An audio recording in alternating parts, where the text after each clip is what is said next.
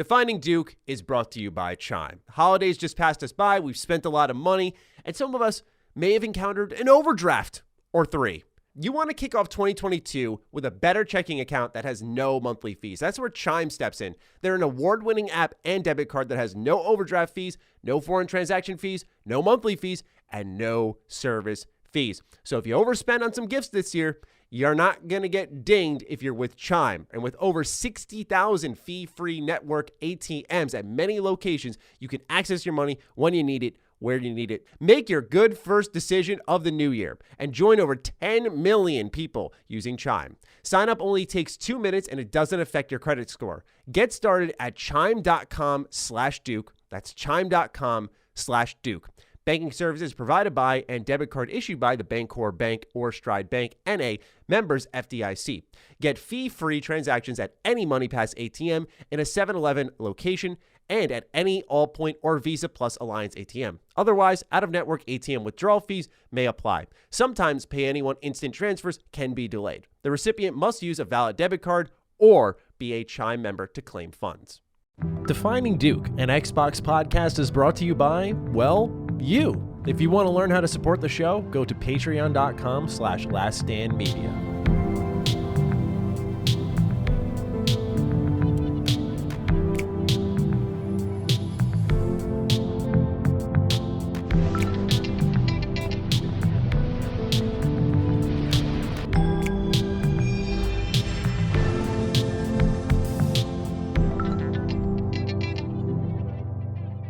Salutations, everybody. It is Matty here today, and welcome to episode 52 of Defining Duke, an Xbox podcast.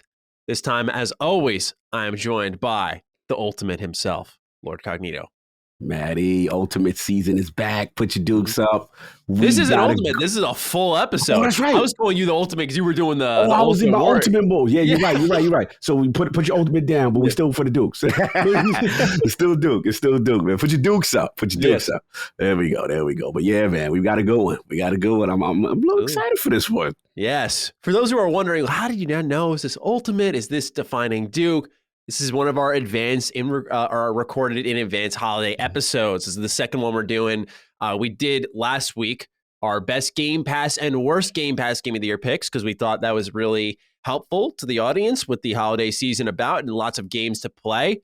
Mm-hmm. Now, we are not platform agnostic. We are going to talk all the games of the year, what our top 5 are for the best and the worst. And I was telling Cog before the show, I'm really keen to find out what he thinks is the worst this year, man, because you're all hype, you're good, you're happy. What brought Cog down this year to his knees? What asked for his knees, right? So here we go. What are we starting off with? Yeah, first? we'll get started as with last week, because we're recording these in advance. Just no patron write-ins, no ending questions, none of that. Just us running our mouths about the very best games of the year. And we're looking forward to seeing what games you enjoyed this year and what games you didn't enjoy. So please do fire away. And with that, Cog, I want you to get started with your number 5 in the best games of the year. All right, let's get to it. Now, granted, full disclosure, I am waiting on this game for a specific reason, which you will understand when I explain. But everyone I trust, including yourself, is someone I know that for the most part I'm gonna like it. That's gonna surprise you. It's gonna be Deathloop. What is happening, man? What is this? It's gonna be Deathloop. We're not even in the first 3 minutes and you're doing this to me. I'm doing it to you. I'm doing it. I told you it's gonna be a spicy one. I told you. You haven't even played it and you picked it. Are you messing with me? You're not fucking with me. I'm messing with you because for real. It's gotta be that because here's the thing. For the conversation that this game is creating with my co-host, with the internal struggle that this is creating for you, it just brings me pleasure to see what you're going through. And like, it is because I know what it is. Like, I understand fundamentally why you feel the way you feel. And here's the thing.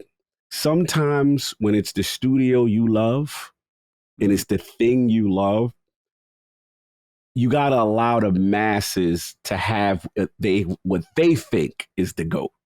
You got to let them have that, right? And again, full disclosure, I am waiting for this game to come, because I'm cheap on this one. I am waiting for it to come to Game Pass. I'm not, full disclosure, but it has to be in the conversation, because everyone that loves the type of games I love, everyone's opinion that I respect, including your own, and you didn't say it was a bad game. Mm-hmm. You said in the arcane hierarchy, when it comes to Dishonored, this ain't that. But you got to remember, guys like us, or the casual guys, that this is not, maybe their first one, but they're early into that studio. They're gonna love it. And I do like the dialogue and the choices. Mm-hmm. And I know the structure is not to the level of Matty, but what this game did, I know he's so bad right now.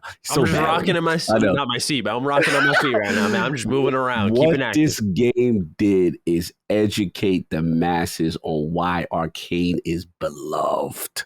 You know what I'm saying? And you have this story. And the last person too is what you call my boy Ibontis. And I seen him go crazy. And he's fussy. So look, this is the only game on my list that I have not played front to back. I full disclosure. You can put the fraud alert on me. Y'all can do that. You comment, boys, you can come for me. I rightfully will take. I will take the L, but I know for a fact, based on my preferences and based on the people I trust, including this man here who's got his face a little fussy, but I'm going with it, man. It is the talk of the town. It is, and I have to be a part of that conversation. So it is Deathloop. Makes my number 5. Cog, I respected you at one point. Oh, damn. I don't know if I can anymore.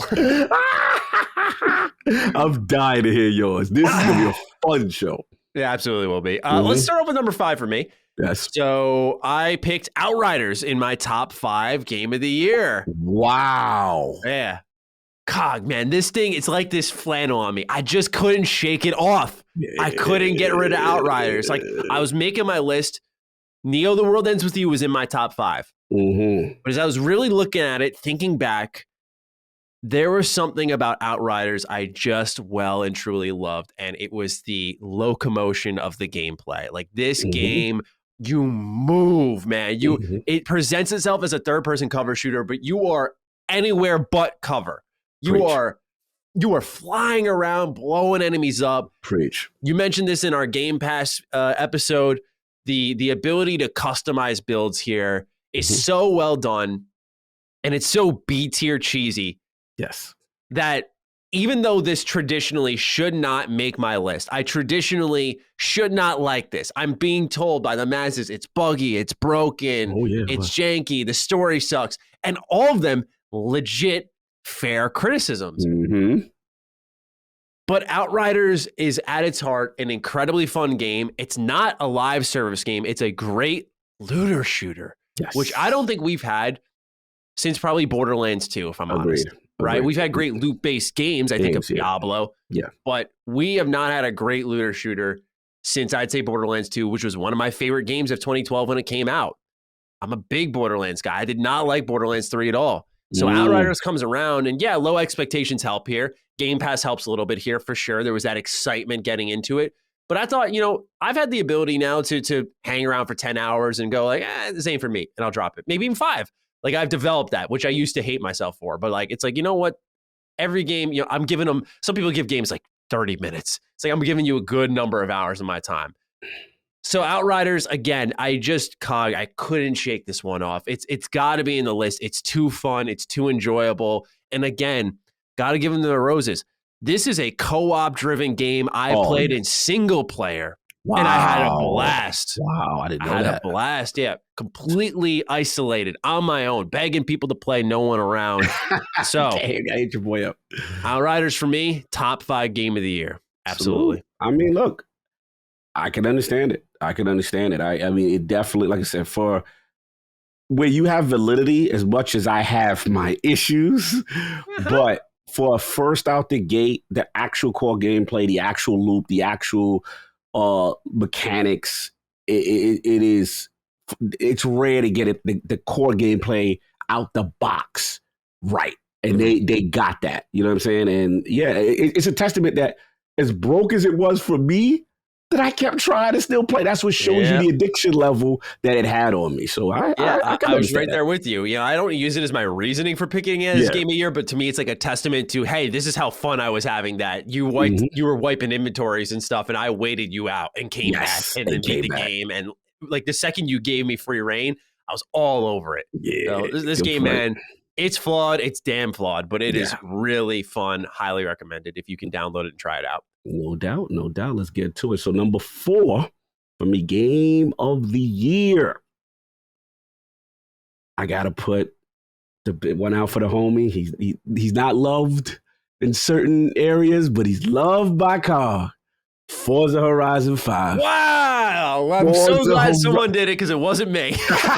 It's gonna be me. It's gonna be me. Look. Wow. Nice. It has to be for me because I have championed this series for so long. I am not a racing guy. Cog does not like racing. He does not like motorsport. I'm not a motorsport guy. This series is built for me. So to see it get the shine and the praise that it deserves, and let's just call it what it is. If you're playing this game on an OLED, good Lord. This is the most beautifulest thing I've ever seen. It is spectacular. The sense of speed, the 60 playground is just stunning. But the ultimate thing for me is playing this game in a convoy with 6 friends, doing everything. Story, doing the different race types, doing the events, doing the battle royal joint, the tricks. Like, it is so much fun. And to see us having a ball, then the customization, bro, I'm out here. I got some of my cars looking like Transformers from the old, you know what I'm saying? Like they got the Lamborghinis, like the Sunstreaker, the side swipes, like I am doing that. Whatever fantasy vehicle you have, I got Trans Am, Kit, Michael Knight. This is probably before your time, but I'm just absolutely saying. Is, but it's way before your time. All my OGs, y'all know what I'm talking about. But here's the thing. It's like, pure fun factor. Nice. It just is. You know, it just, and they for the first time, it's got its roses to the masses and they loved it. So I would be remiss. I'm gonna be the only guy out there. I know Jeff ain't a fan. That's right. Jeff ain't had nothing to do with it. I'm being teased. I'm being silly. But now, Forza Horizon, Playground Studios. Yeah. Salute. They pulled it off. They did a great job with that. Yeah. The open world is so fun to explore. And I love the expeditions you could do, like those little cutout areas where they're like, you know, check out this tower here and take a picture of this over there. I thought that was kind of fun because it's those similar open world beats that you see in a lot of games, but I guess because you're just in a car, your like way of navigating these expeditions is a little different. So it's actually really fun. And I don't know about you, but like when I'm driving in Forza, really any game, I don't pay close attention to the environment. So it's especially in Forza, like you're going so fast. So the detail that you can actually stop for a sec and appreciate, I think those missions really shine bright. Yeah. And the last point I say is I was skeptical coming in on Mexico as the biome. Right? Yeah, fair. I was skeptical. I was like, damn, they should have did Tokyo. We still want Tokyo. We know that. Oh, yeah. But I have to admit, like Mexican culture, the Aztec ruins, the hills, the divides, the elevation, the mountains, like it's so much. And from the point when you're driving to that part and there's that rock and like those rocks by the river, and you're like, yo, this is real. Like that is the level of detail is second to none. And shout out to the rewind button for people like me. Shout out to that side. I'm right there with you. So Forza Horizon 5, that's my number 4. Let me hear what's number 4 for you. Number 4 for me in the best games of the year, Tales of Arise. I knew this was coming. Which I think for those who pay really close attention to my opinions, I said this was a top 2 for me. So some stuff's come in hot. Tales of Arise represents a statement for this series, a long needed one. You know, as a fan for a while playing, you know, Symphonia, Tales of Arzar, my Vita, shout out to that one. Berseria, I suffered through Zestiria. I played Crestoria. I love Tales of, man. Like, I'm not a diehard where I played every one of them, but I really do like this series a lot. It's a great action RPG series, but its budget has always been woeful. Most of the character development happens through little anime sprites that are kind of looking around at each other. Yeah. All the dungeons are so similarly designed that you don't know where the entrance and the exit is. It's very confusing to navigate. So it's been in desperate need of an overhaul. Tales of Arise comes around. It's revealed. It gets a significant delay. Comes around again. It looks fantastic. Okay. And I'm like, is it truly happening? I hold my breath a little bit. I get this game, and it is indeed wonderful. The cast of characters, I think, really shine bright here because it's a good example of fantastic character development. Yes. The reason I say this is because every character in Tales of Arise starts out really cookie cutter. Like Alphen, the main dude, he's just like, I care for you all so much. Let's be friends. And Shion is this cold, detached woman who clearly has a dark past. So she's pushing anyone who gets near her away. She's like, I don't want to talk to you. Yeah. A lot of JRPG tropes built into these characters. I think it's deceptive. That really is intentional, I think, by design because it plays into a lot of themes of the game. It's a story really about deception, but it's also a story about rebuilding, about accepting each other because of the Renans and the Danans. They're these two races, and you can identify one of them with the blue eyes that they have. Okay. And so it's it tackles stuff like racism. It's a very serious game. That's the thing that I really liked about it. It's mature. It's not about the and granted, I'm growing up. I'm 26 now, where I love a lot of these JRPGs, but the blushing chicks and the fan servicey bullshit, like I've grown out of it a lot, and I'm just kind of tired of it. I don't mind if it's there, but it's like, to me, that's not how, I don't need it to be. That's not the way you deliver the story. Like that doesn't get me over the edge. This game, I need to just give it praise right away for its story. It did an excellent job with it. At the end, it does get convoluted and it does muddy it a little bit, but I do not forget the opening. It's like a 50-hour game. Opening 40, really amazing stuff. And then that doesn't even touch on combat. Let's get it. Combat, man. Tales has always been a great action game. Does not change here. Do you have the deepest builds here like we talked about with Outriders? No, but you've got a fast, fluid, enjoyable combat system here. Xbox finally got a JRPG day one at that. Really significant. Running at 60 FPS day one on the Series X. It looks incredible because they're using Unreal Engine. The dungeons are way more easy to explore because you can tell where you're going. The dungeons are enjoyable to explore because they're diverse and they have cool mechanics within them. The enemies are always enjoyable to fight because they all require different mechanics to tackle them. So a lot of this is just well thought out game design. Yes. And all in all, it's an adventure that I didn't want to have end, and that's good news because once it does end, this game, out of anything on my list, has the best end game content in a video game right now. Talk about it. Let me hear about it. Talk about it. There is stuff. Look, I get why developers do this, but you see them put their best foot forward. They put the best stuff in the campaign. Any end game content, you always know you're getting the table crumbs, the handouts, right? You're going to the soup kitchen of video games. The soup kitchen, I love it. Tales of Arise has some of their best bosses, some of their best dungeons, some of their best stories are tucked into the end of the game that they don't even tell you about. They're like, you can keep playing if you want. Thanks for playing. Yes. They throw a couple icons on your map. You're like, okay, what's going on here? You just check it out, man. And the amount of, again, like towering, deep, multi-phase bosses that are available and what it plays into and the stories and just high effort across the board here. Exceedingly rare for, I think, a JRPG, not because the developers don't care about it, but they know it's a small market where you don't see this level of monetary investment. So I got to really give a strong shout out to Tales of Arise that I'm excited big time for the future of that franchise, where I was always a fan, but I would get around to it when I wanted. This was a game I wanted day one, and it absolutely was worth that. 100%. Absolutely. You know, it's good to see because, you know, the JRPG genre, especially on Xbox, you know what I'm saying, has been lacking. Oh, yeah. So to see this game get the praise that it's getting is impressive. It really is. So I don't know how I'll ever find time to play. I don't know if I will because it's such a beast of a game. And that's the only reason why I've stopped JLB is just because they're life suckers. And I'm like, damn, I can only commit to certain things. But everyone says what you say on that. And yeah. It's really good, man. So this one. All you, man. Number 3. Okay. This one I had to think about. And I just said, you know what? This is the death. Oh, it's a dying breed.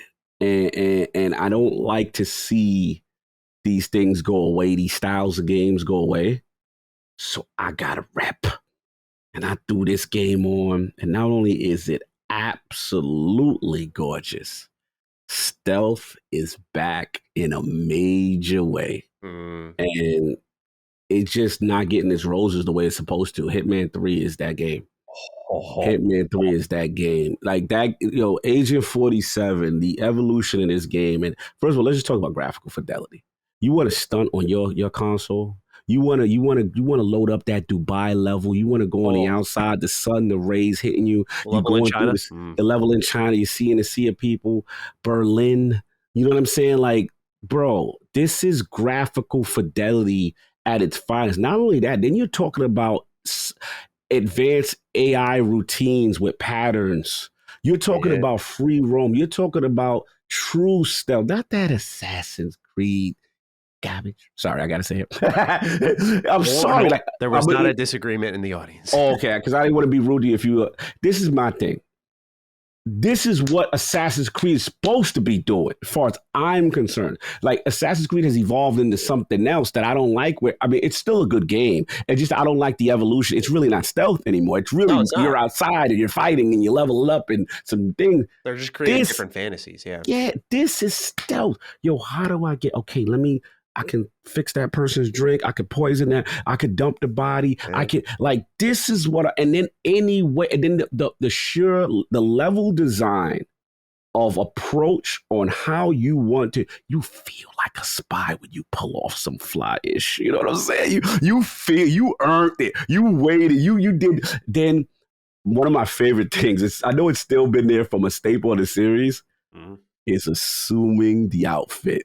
Yeah. Like assuming the level of a security guard to gain access, to keep your infiltration on. And he speaks to my ninja-ness. So it's like, of course, Hitman 3, man. One last honorable mention, especially because I'm Lord Oculus. The VR is highly underrated. Yeah. Bro. I really wanted to play that. Yes. Try it in VR too. It is. You're getting the best of both worlds. You got the console game that speaks for itself. You have the VR that is absolutely amazing.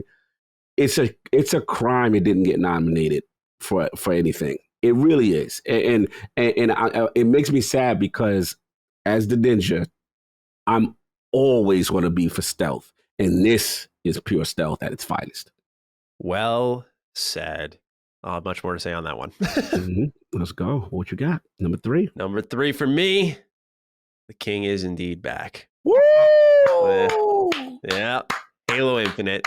Let's go. Yeah, I got my complaints at the story, but again, kind of like Outriders, this is one that I'm reanalyzing the way I look at games. And, we play them for really one primary reason. Of course, I love when a story is told to me and the themes connect deeply. But what speaks to us most is fun.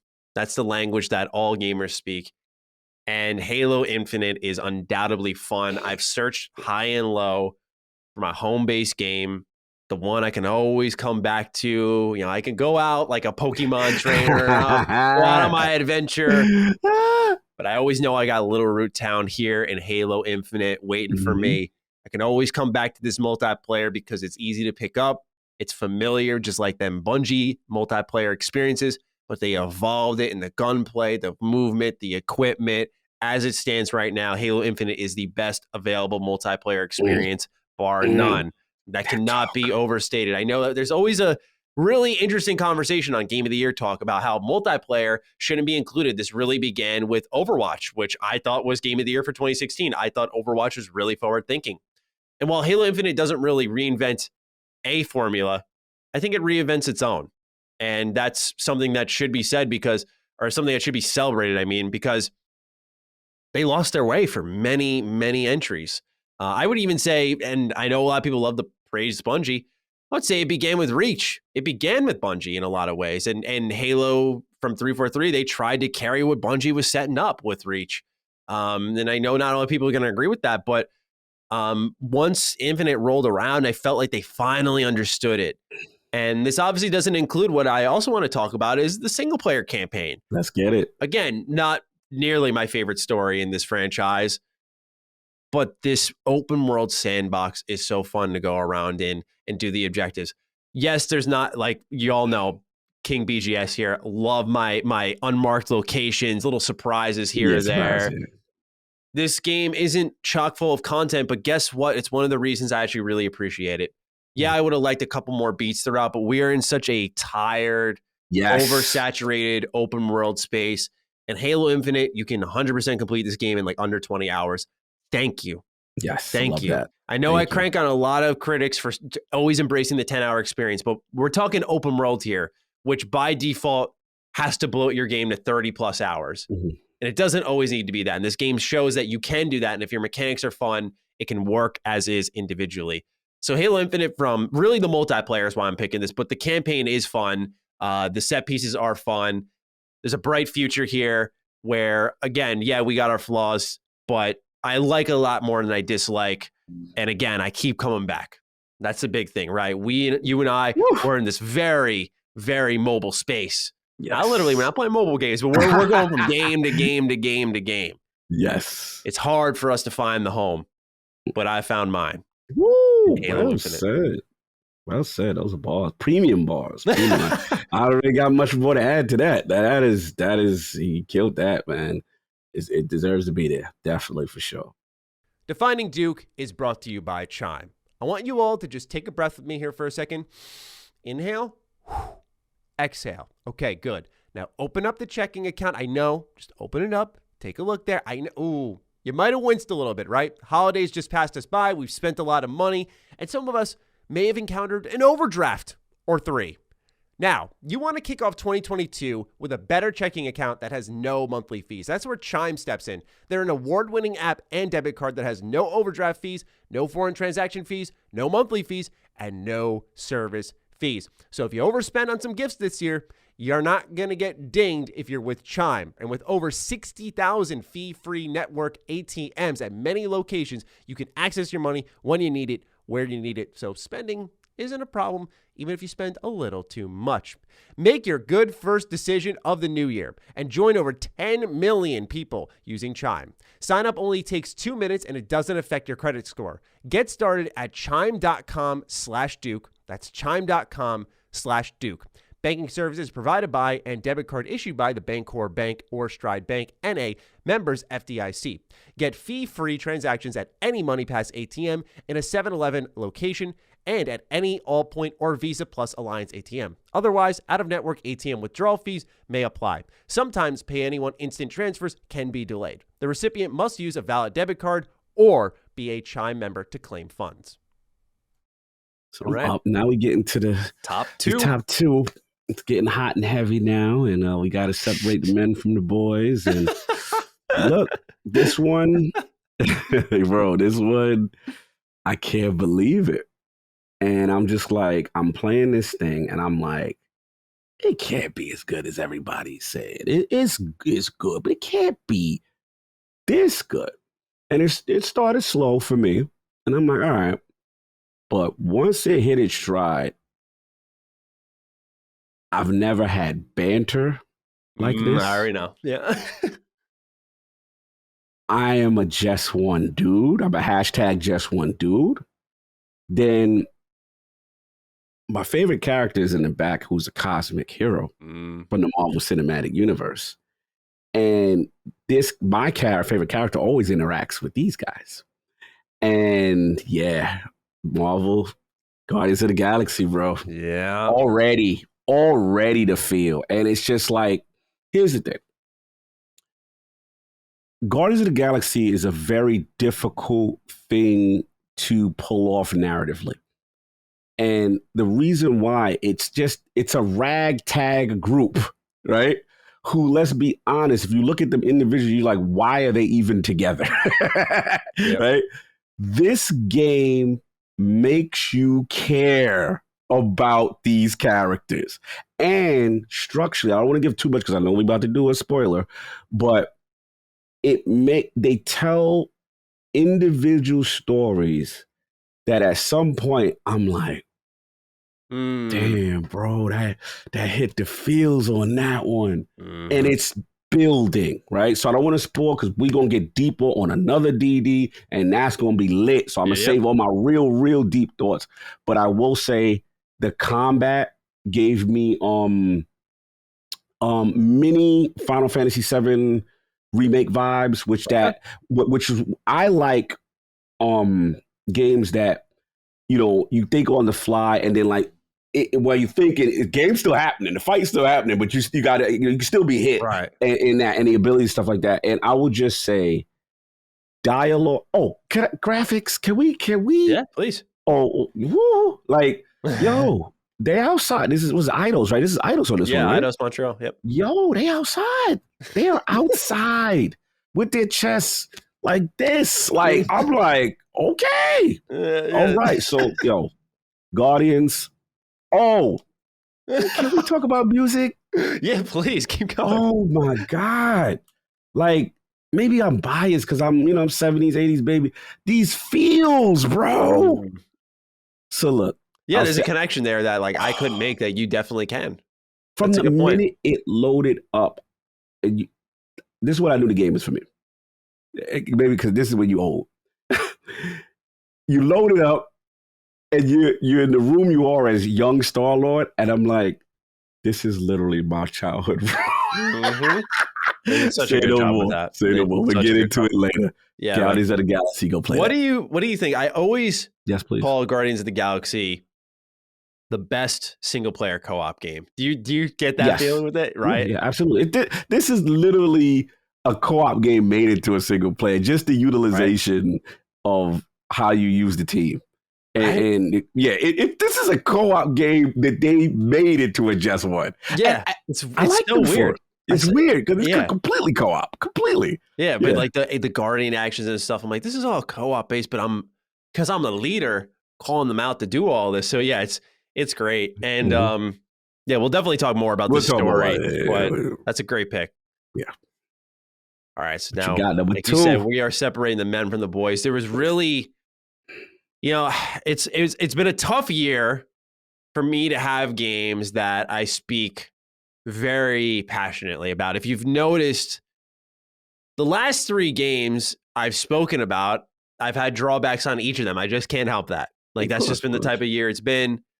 Outriders was flawed. Tales of Arise was flawed to an extent, and Halo Infinite certainly is. Not to say the rest of these are flawless, but there were really only 2 games in this entire year that have come out that I have been like, that's it. That's the one. You got to play this one. Let's go. So this has been a down year for the Nintendo Switch. Let's go. Okay, he did it. Okay. Yeah, this has been a down year for the Nintendo Switch. Pop it open every now and again.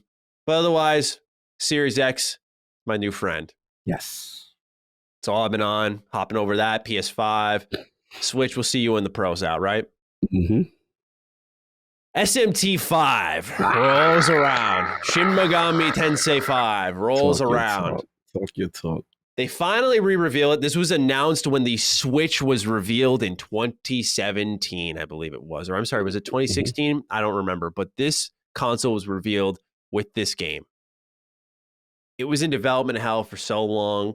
It kind of is the silent Halo Infinite, if you will, just in turmoil for years. And when it comes out, no one's expecting much. But me being a big Atlas fan, I take the leap of faith. I'm like, let me see what SMT is all about by playing SMT4. Right. I play it on my 3DS. It's a 40-hour game, and it is JRPG, the JRPG through and through. No doubt about that.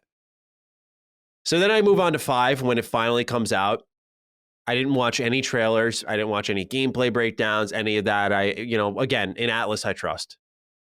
But I fired up kind of with the hesitation of I might drop this already because in my head, like, what I played for SMT4 was all right, but it was a very simple turn-based RPG with a post-apocalyptic Tokyo. Right. Imagine my surprise when I fire this thing up and it is a not fully open world, but mostly there are 4 regions that are, or I'm sorry, 6 regions that are open for exploration. Mm-hmm. So it's a somewhat open world RPG. And it's post-apocalyptic. Okay.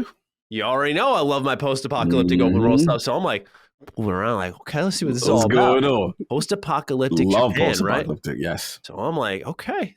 Got my attention because this was a transition that this series I didn't think needed, but what a difference maker it was.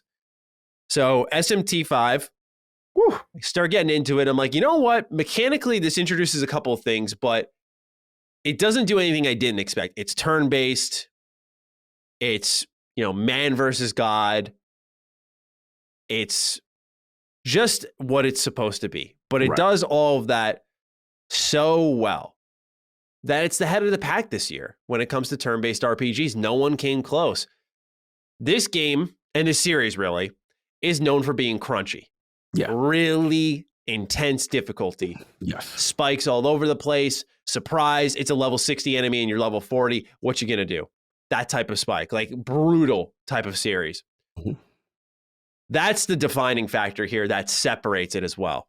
Because while it's doing everything else it does that it's expected to do right, it's the Magatsuhi system. Magatsuhi system allows you to say, like, take 8 attacks in a row. So there's a level of interaction there. Yeah.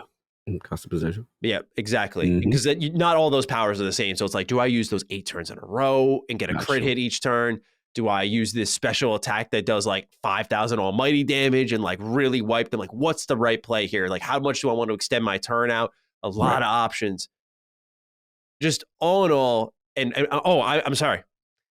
The soundtrack. I got to hop over to that real quick. The soundtrack is it's subtle. It's such a subtle little tone setter. Constantly, it's just like do-do-do, do-do-do is all you hear in the background. Like little ominous, small choir at times. Yep. Very muted soundtrack, if you will. Not literally, but very subdued. Okay. A lot of game soundtracks like that. Ba, ba, ba, ba, ba. Yeah, they like to turn up extra. Yeah. Like Guardians, right? And it works for Guardians turned up. But for this one, I've never played a JRPG that actually was setting a tone constantly. It was always defining the tone. And I feel like JRPGs, just by the way that they write their games, are defined by their themes. Right. But this game with the music, the open area, the difficulty where, you're really like going through it. It's like, these battles, that's why I want to bring it all together. These battles are tough. So this game every fight is interesting because you're like, it's life or death here. And I haven't gotten to a save point. It's very much, it all comes together into this grueling experience. That's not like Darkest Dungeon's grueling. Okay. It's just a breed of its own. It's just a tough, methodical, turn-based RPG. And the last thing, Cog, and I'll shut that up here. No, you got to talk about demon fusing. So this game, you're running around as a Nahobino, a god pretty much. You've got your party as demons, and you're walking around, bro. And that's what I love about this game, again, with the difficulty, is the amount of times I've fused these new demons together and pulled up, like, whole squad with me, like moving the shoulders a little bit, like, like what? Yeah. And get knocked the hell out right afterwards, like the cocky kid. It's hilarious. It's like, so think of Pokemon, where you get these creatures and they level up as you fight with them. But the way you capture them is through negotiation. Remember I told you about this on Divine Duke? Come up to them, you're like, I got some money. Or you need this item here, you can have that too. And they're like, I don't like that. What about this? And like, they shake you down a little bit. Yes, you told me about the thug and they get outside. Like, that part's funny. Yeah, it's dangerous, man. It's dangerous. So you gotta shake them down a little bit to convince them, like, come to my side. They join you, and then you could take them and combine them with like other demons to make new ones. So there's a lot of party customization. And there's cool mechanics where, like, I got a demon I fell in love with. His name is Yoshitsune. If you're an SMT fan, Persona fan, Yoshitsune is busted. It's got this move, Hasao Tobi, I think it's called, where he just crits the whole battlefield. It's like, I can't let go of this. This game's hard. I need that. OP. Yeah. So you got these items that the game allows you to, like, scale up people's levels to, because eventually the amount of XP that you earn, you level up way quicker than your demons. Way quicker. So you can out level them because the game wants you to go use other ones and fuse other ones. Gotcha. But you have the ability to keep them with you if you want. You just got to be smart with item management. So again, it's just that I hope I got the point across. It's very methodical, but I love that. Everyone knows I'm a little bit of a tinkerer now. And I love these games where I can pick them up. And yeah, sometimes it's got that, I call it Divinity Original Sin 2 effect of like, all right, here we go. Like that's the only drawback is like you got to prep for a play session. Oh, you got to prep. Like the prep time. You have to be ready, right? Like you have to be like, okay, this is going to be tough. I need to pay attention. Right. But every time I'm in, I'm dialed in. There is no snoozing on this game. So number two. SMT salute, man. You go off, right? You selling it. You selling it, brother. Like that. That's what's up. I'm impressed. All right, so this is it, right? Main event time. What's This is what we doing. This was tough. This was very tough. This was a very difficult year. I could have literally went with 3 different games and had. Wow, I wish I had that problem. Not to interrupt you, but because I felt like a lot of stuff was close, but then for me there was one. There was one that for me separated very late in the game.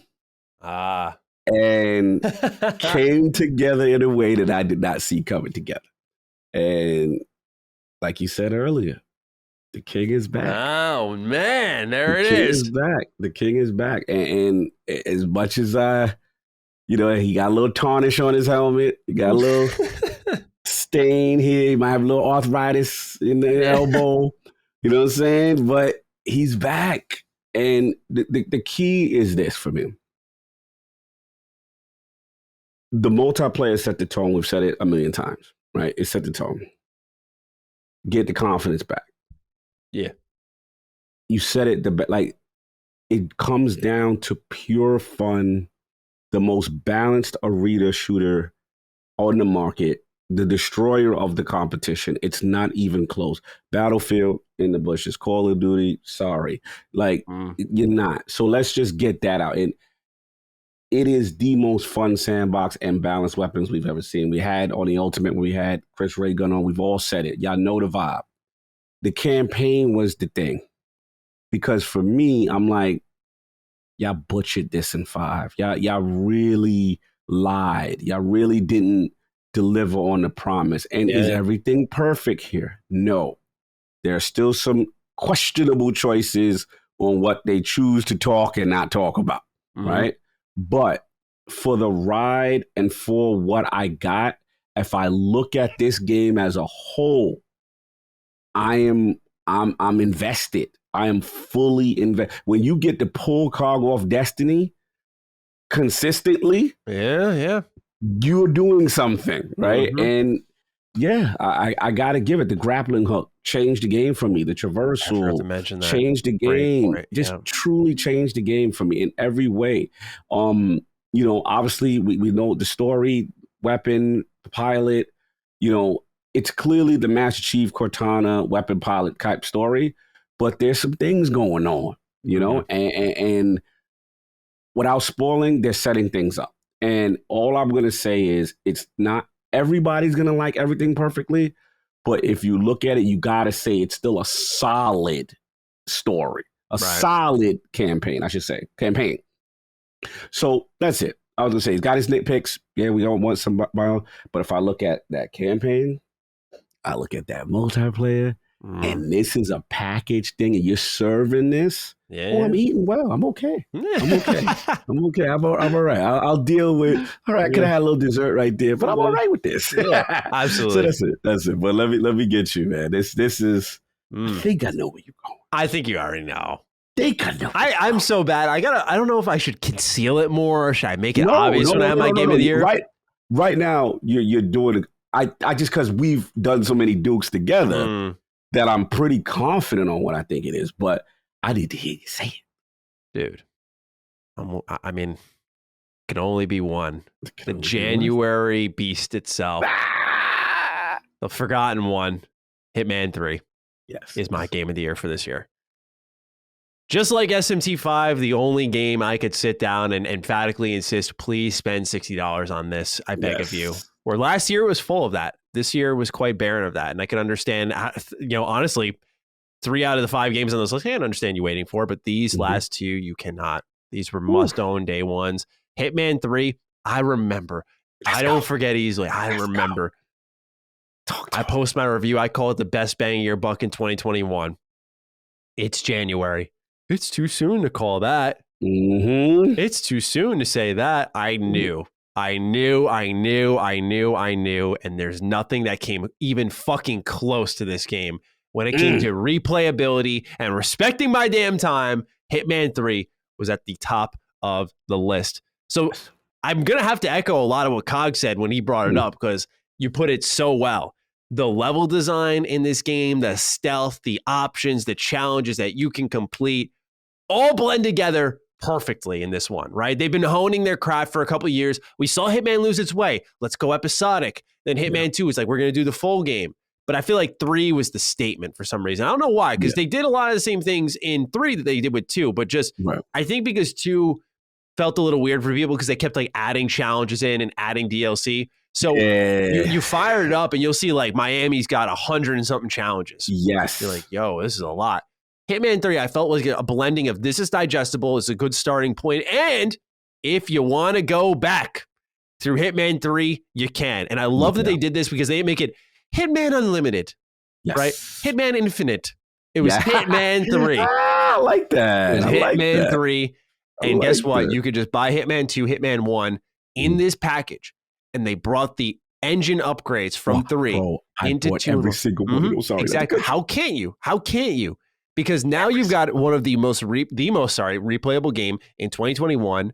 And then you've got 2 full entries of games that they have been working on and adding updates to just add to that content with the updates of the engine. I forgot. Incredible stuff there. So it's amazing value on its own, let alone not accounting for the upgrades that you can get that add that stuff in. But let's just talk about Hitman 3, right? Because I feel like with that being a buy-in, it could be off the table. Hitman 3 has the best mission in 2021 and in gaming, I'd say in modern gaming. Dartmoor Mansion. Look, I think of, you've heard me talk about Dishonored 2. Yes. Right there.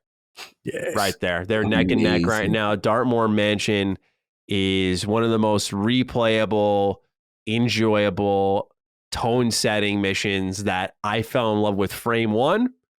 And I spent a good, I'm not hyperbolic here, good 10 hours on this level alone. Just coming back. Sometimes I do the same challenges again. Like, yo, I feel like going to the clock tower and sniping that lady into a grave.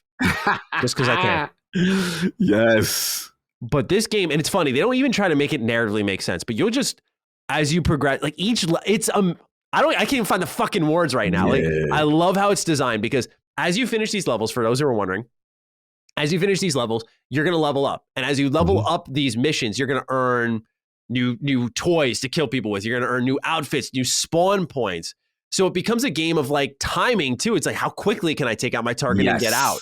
That's another thing. But it's also like, you look at the challenge, you go, I don't know where that is. I don't know how to get there. It's like, you got to come back. And so it does it without feeling like you're being stripped of the ability to do something. It's just easier if you come back later with a outfit because certain things are available at certain times. It's like, how do I get that sniper rifle, that tower? If this guard is carrying it over there at this time in the mission, it's like, oh, I got to get to level 20 in this mission, unlock that spawn point to then kill the guard before he even sniffs that sniper rifle. So it's all mine when I want. Like there's a level of thoughtfulness. And again, hey, QA testing. Let's shout out the QA testers here who made this thing possible because this required rigorous testing for sure, no doubt.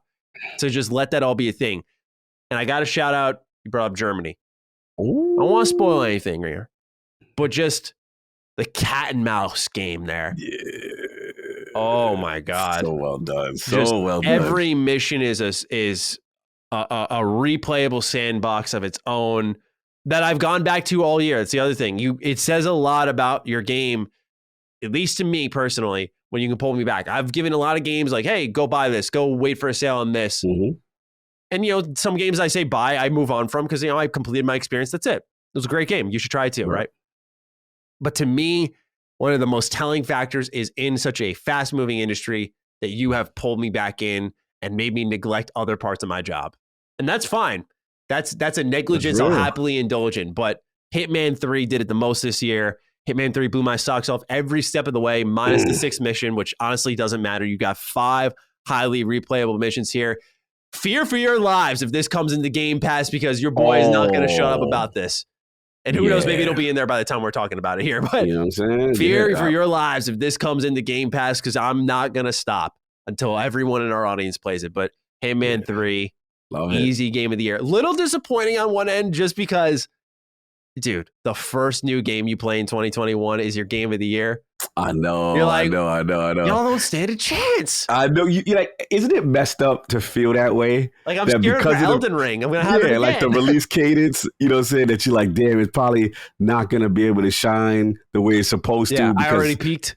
Yes. It sucks when something's in that time frame. But nah, I mean, couldn't have said it any better. Excellent list, man. Excellent game.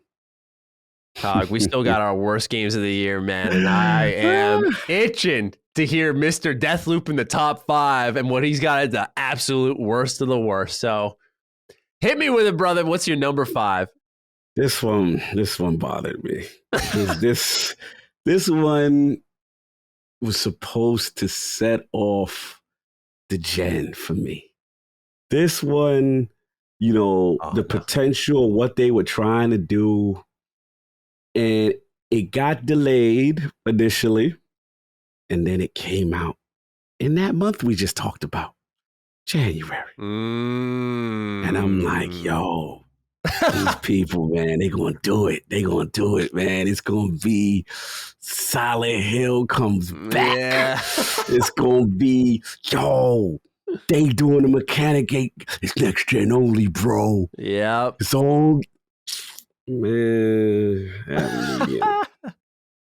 So average. Just average.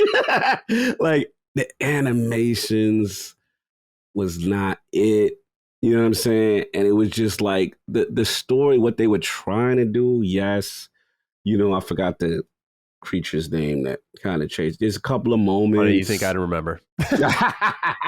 Yeah, I know. I heard you on Miles' show talking about it. That was a great conversation. That was a great conversation because Miles was loving it. I'm like, Matty's like, nah, bro. Nah. I'm with Matty. I'm like, nah. Miles bro. is a great dude because he's got unique insight. Like, I love Miles. I did not fathom anyone liking the medium. I did not fathom that.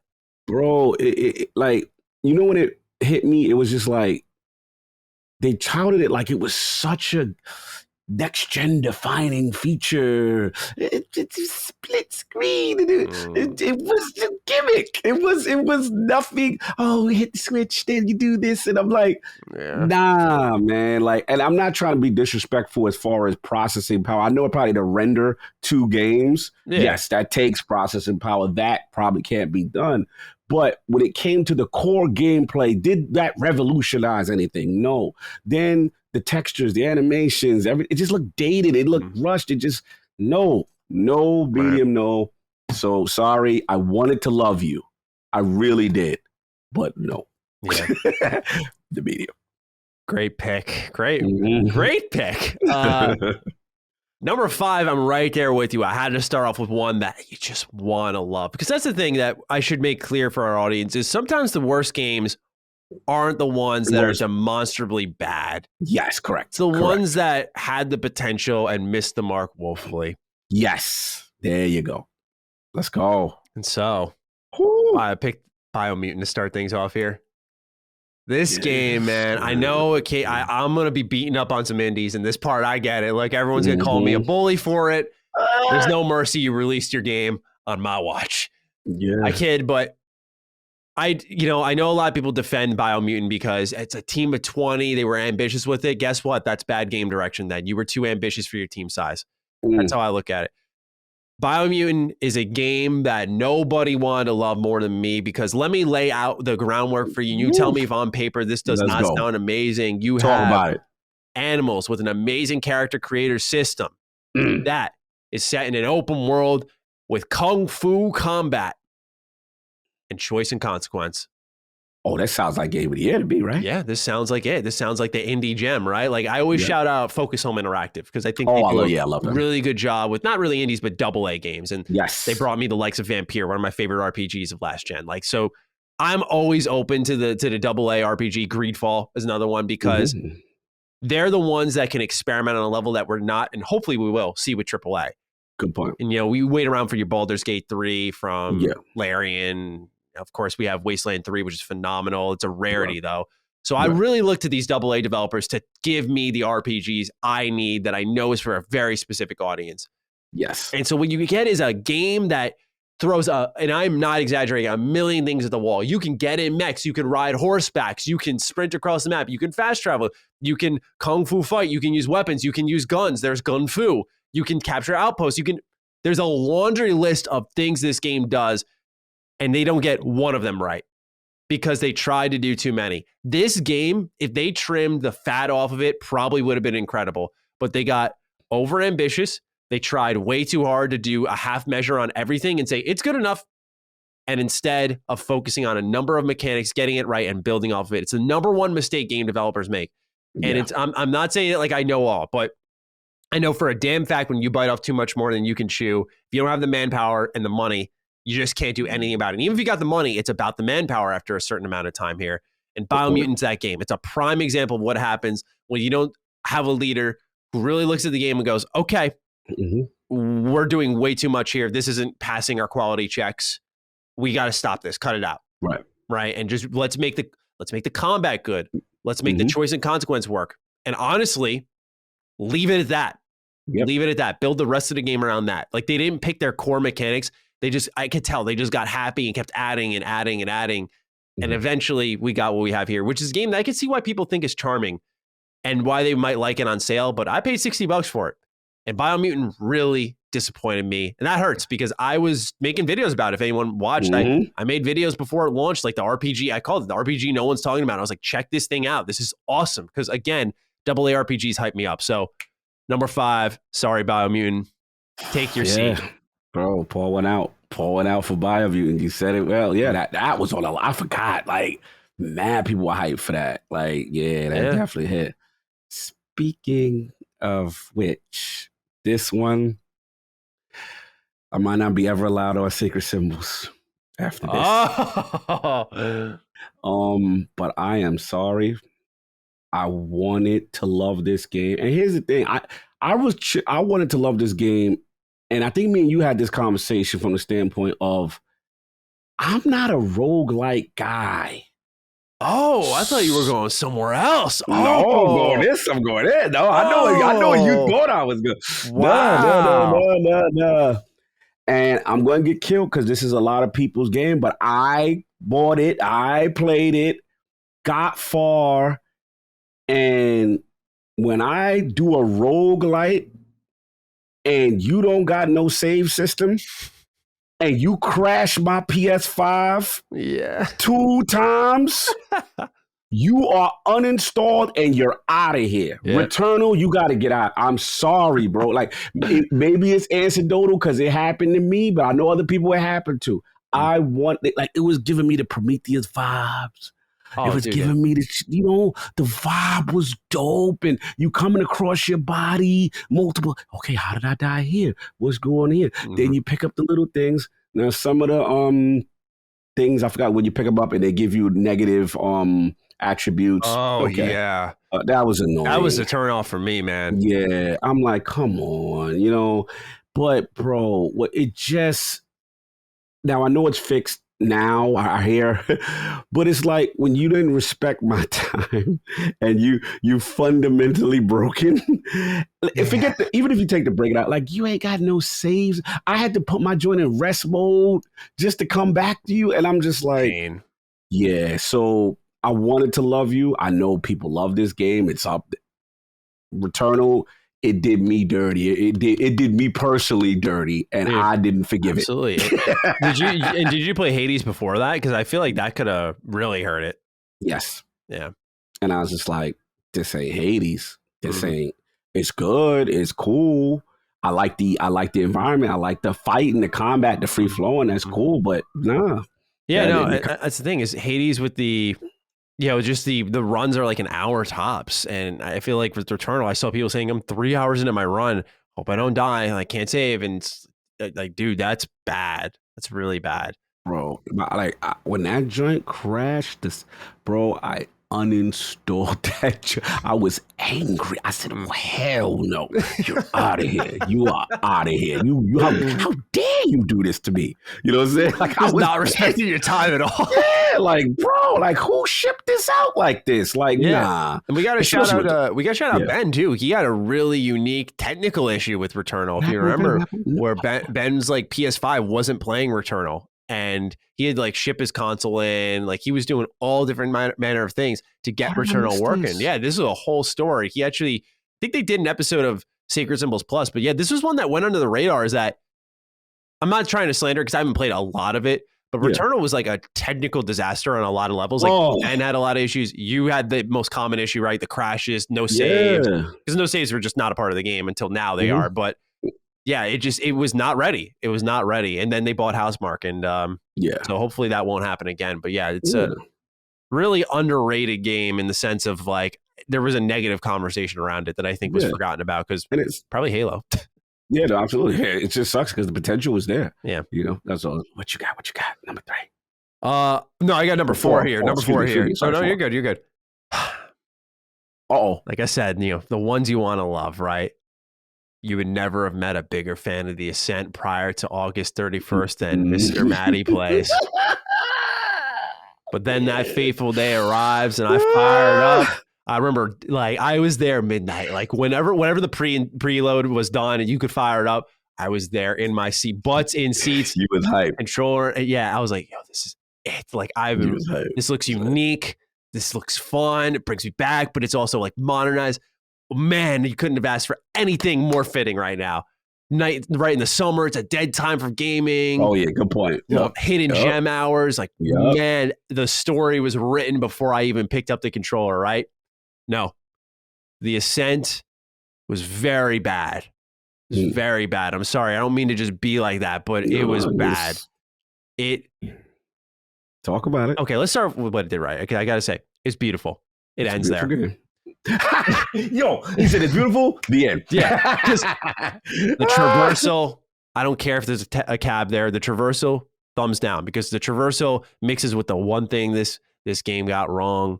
Neon Giant, check your math, man. Check your math, because the rubber banding that occurred in random instances of the world, the frustration that you experienced with Returnal Cog was me. Crashes. Yeah, speaking of crashes, right? Technical issues, but the frustration I experienced is I was just trying to go to my next main story objective that I was the right level for, and I'm getting bodied as a level 12 by level 20s. I'm getting roughed house. I got to reload my save constantly. I got to avoid combat, which is supposed to be the superstar here. I got to cheese the game to beat enemies that are way out of my level because the game is I remember that. there. Just the spikes. So much wrong with the balance of this game. And then you get into the aftermath, because the balance really is what took the cake for me. It was like, this is not good. Then you get to the aftermath. Okay, we're going to tweak things here. They break the game. PC was already broken. They break the game on Xbox with a patch. And I remember Phil Spencer tweeting it out. I was a little hyped. He was like, great to see the team working on the Ascent. A lot of potential here. Happy to see work continue. And I'm like, oh, it must have been pretty good. Phil's going to fucking tweet about it.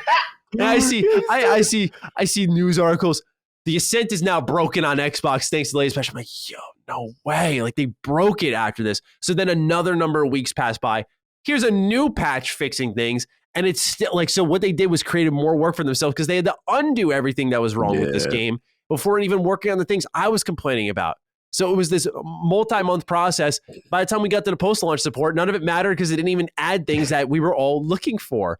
Like better stories, more interesting stories in a world that was criminally underutilized here. Like, it is a backdrop that you run around in and nothing more. All the corporations they attempt to build up, the characters that they failed to build up, just none of it hung around long enough for you to care about. Anything that was around for a while, they just didn't give enough attention to make them worth caring about, is what happened here. And then you get to the end and it cliffhangs you and you're like, okay, all right, I get it. It's a platform and we'll see you in the next couple of years. And hopefully then we'll get the Ascent that I was looking for. But right now, in its most basic form, the Ascent was a game that I was so beyond excited for. And it really should sit at number one, but there are bigger disappointments than this one, believe it or not. I remember how hype you were. It's so funny because you went into it super hype and coming down to a crashing disgust.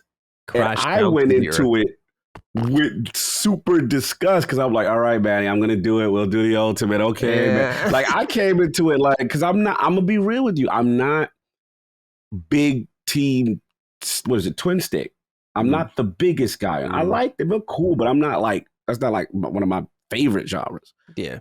And then I'm like, all right, I got caught up by how pretty it was. And where they get me is I'm Mr. Co-op. So I'm just like, all right. But everything you said, and then the end, I will say this, the narrative was not it. Yeah. Like I literally just skip it. I was just like, whatever, just tell me what to shoot next. Where am I going next? Then that's when the map issues started to hit and the travel, and then it starts to compound. And all I would say, I mean, really much to say, I just hope with a foundation and if they are afforded the sequel, to have the time to do that thing right, because the potential is that we want to love it. I know you where you want to love it that way, and it just didn't hit. So I got you, man. I got you. Let's hear from you now, right? We're in the three. We're in the top three. Are we in the men separated from the boys moment here, or not yet? Not yet. Okay. Not yet. But we getting there. We're getting there. This was a surprise again. I think I mentioned it before too, where it's it was supposed to be set up for this, and there wasn't one fundamental issue was wrong with this game, but it just lacked the soul and passion of what I thought it was going to be. And Back for Blood was not what I thought it was going to be. I thought we would be talking about this. We would be, I thought it'd be a DDU on this at some point, right? We almost did it. You know what I'm saying? Yeah, we almost did. Yeah. You know what I'm saying? But it was just like, couldn't justify it. Yeah. With nothing there. And then we talked about the PvP. We talked about, the lack of the single player. We talked, some of the characters had the personality. It had some of the classic Left 4 Dead-ish type moments. But it came and it went so fast, bro. Like this, you know what this was? This was microwave food. Like, bro, you have a good meal and you savor it. Like we're looking at Kraft Mac and Cheese versus Easy Mac right now. Like that was like this was a Swanson. Yeah. You know what I'm saying? This is a Swanson Hungry Man. Yeah, you had Hungry Man. Remember the Hungry Man joint? You have it. And then you're done, and you don't even remember it. It's just, that's what happened. This is the Hungry Man Swanson of gaming right now. I can't believe what happened to this game, bro. Oh, my God. We don't even talk. Who's talking about Back 4 Blood right now? No one. Let me do a quick player count check while we're at it. Yeah, let's see what's going on. Because, and I don't know what's going on with post support.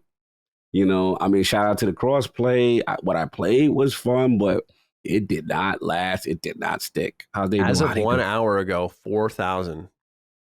What? Yep. 24-hour peak, 7,800. They dead. Yeah. In November, from launch month of October to November, they dropped off 18,000 players to an average of about 10,000. And then the next month, they dropped off another 2,000. This game died fast, man. Bro. This game died fast. Yeah. Shout out. I'm looking right now. That's just Steam, of course. Obviously, Game Pass numbers might change that a little bit, but you got to talk, of course, the solo, man. The lack of solo, rather. Yeah, big time, bro. No versus, it hurts. Oh, wow, it is on the list. Okay, hold on. So this is 1, 2, 3, 4, 5, 6. So 6, 2, 3, 4, 5. Hold on one second. 6, 7, 8. Wow, it's like barely in the top 50 of Xbox Live most played game. Barely. Really? Hanging on for dear life. UFC 4 ahead of it. Wow. Warframe. Marvel Avengers. No! Marvel Avengers is outside beating Back 4 Blood upside the head. No, man. This is where we at. Bro, wow, that puts it into perspective. Yeah, that really does. That's incredible. Yeah, rest in peace. I don't know what happened. Maybe they try to have a bounce back moment, but yeah, I thought I would be playing this for for you and I months. both. Yeah, I love Left 4 Dead 2, and I didn't even look for. I was open minded to the idea of like, okay, no versus play, what's the big deal? But like, no solo. The AI is so bad that you need to get your friends on. It's not the option. Like, let's get a couple buddies together, like 2, 3. We'll have an AI teammate. Like, you need a full squad for this game. You need no options. You need a full squad. Good point. So really good pick there. What you got? What you got? Number 3 goes to a game that is, dare I say, split down the middle. I'm talking about the medium. So let's get this medium smoke. Let's go. I was gonna say, man, I remember I dropped think we this. Put this. No, dude, so me and Carrick week after week made fun of this game. And y'all remember in the early days of Defining Duke, like we shit on the medium. I don't know how else to put it. Like, it was a butt of every joke because this is not a video game. I don't know how else to tell people this. This is not a video game to me because there is literally no gameplay. If you can find it, identify it. If you're going to tell me walking between portals and doing a puzzle is no. This is not a video game. It was the most boring one I played this year. I have played 40-hour JRPGs. I feel like they moved faster than whatever this game is. There was no story. The atmosphere fell short. The soundtrack, I'll give some love to. They got the dude who was doing a Silent Hill soundtrack. Smart move. That would have been great if there was anything worth being afraid of or nervous about to set that atmosphere. But there was none of that. It was just empty, hollow environments. And guess what? It's because they clearly were technically limited by their own design choice, which was splitting the game into rendering 2 scenes. So while the Series X can handle that, I don't know if it was their own ability to program and allow to say like, hey, let's have a couple monsters or let's have some stuff that's really going to freak you out. You'd be chased by like invisible dudes. This game just really bothers me. It's not even, and this is like I said, right. We start off with what we wanted to love. The medium, I was like, all right, let's see what this is all about. Wanted to review it. I did. What? I called it in my review title yet another middling Xbox exclusive because that's what it was at the time, right? I didn't know how long it would be. With the fodder. I saw one of the developers respond. They're like, "Oh man, bummer." It's just like, you're like, ooh, you hate to see that, but the medium, man, middling was honestly probably being generous for how as that game's aged. I just really felt like there's nothing there worth your time. There's really not, unless here's the thing. Here's the last leg it's standing on. You like achievements? You like free achievements? Bro, easy gamer score. Easy Yeah. gamer score. Really easy gamer score. So you could get yourself some of that if you want, but please spend your time elsewhere. It was 9 hours long and it felt like an eternity. Also, awful camera angles. I get they were trying to harken back to a certain era, but I was constantly getting confused because I'd like take 2 steps into an open area and it's like lower the camera. Then I take another 2 steps forward and they'd raise it above me. And I'm like, I get what you're going for. I know where the inspiration's from, but there's a reason we left this shit behind. Exactly. Can we get those Resident Evil tank controls with the fixed angles? You're trying to go for the fake cinematic experience. Give me the camera. Let me manipulate. And that's when the gimmick stuff started. I'm with you. Yeah, man. So I'm hoping that this team, they're working on, it seems like Silent Hill next. Yeah. I do kind of want to see the medium get a sequel to drop the split screen bullshit. Yes. Do it in a different way, make a full game and see what happens there because it was missing gameplay. So do that. And I imagine this game will be received a lot better by people. It got good scores for what it was. So yeah, that's my number 3. All right. Now it's time. Now it's time.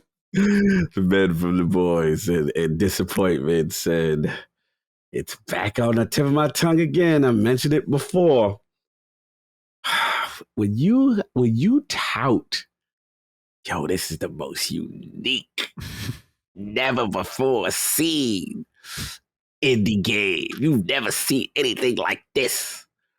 You've got world-class acting talent. You got William Dafoe.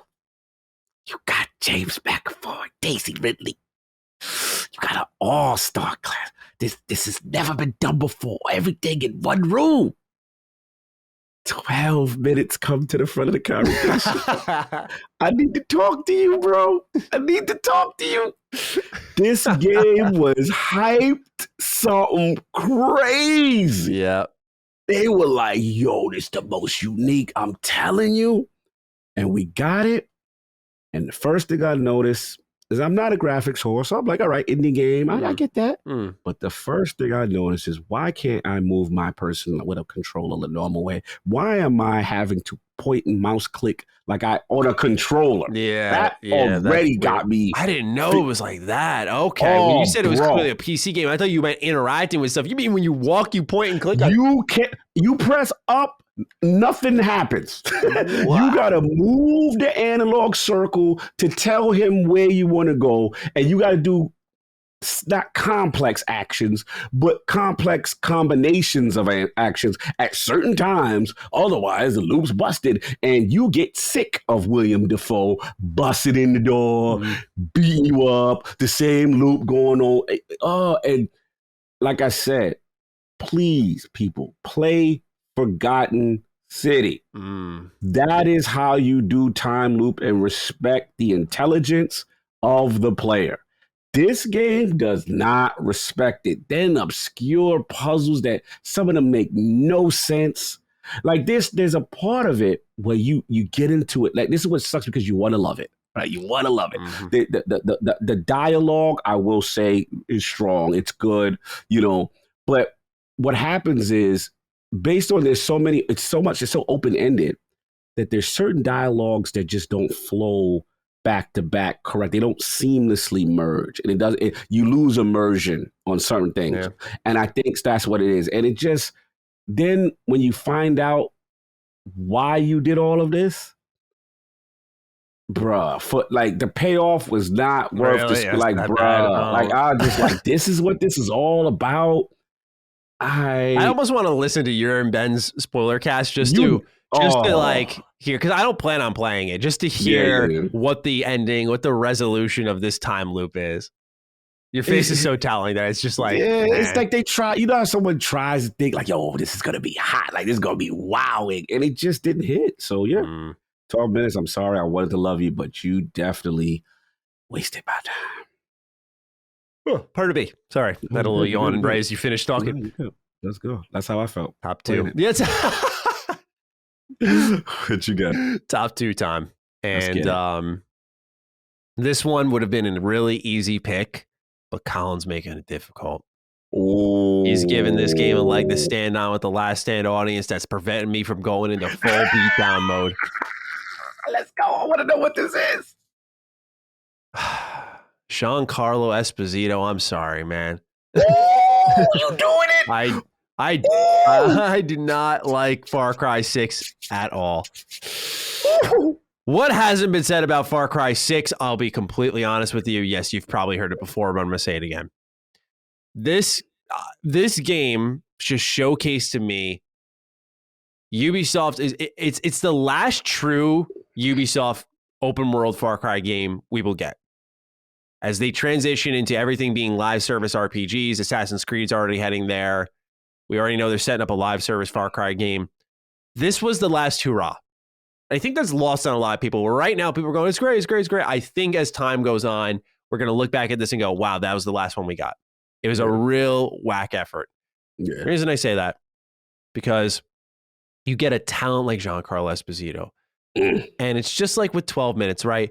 It doesn't matter who, but what you're working with, I think. Yes. Because the script they gave him, the motivations they provided him, this man's the dumbest dictator of all fucking time. He is so stupid, and all you got to do is watch the ending to know what I'm talking about. There's everything he sets up, everything he does, his reasoning behind everything. This man just doesn't fucking care and throws it away. Like this is not a spoiler when I say that, but you'll know what I'm talking about when you see it. It is infuriating. So I want to talk about it individually on a narrative level, because then we get to the gameplay. And look, I know Ubisoft's been cranked on for hitting us with that good old-fashioned open world checklist gameplay. And I've said it before. I said it with SMT5, right? You know what to expect, and if they're doing it well, then what's there to argue? And so I get where people come from on the defense here. But Far Cry 6 on a design level just shows that they still remember the good old days of 2012 when Far Cry 3 came around, and they can't let go. And again, I get where people are going to come from, using my own words against me, and that's totally fair.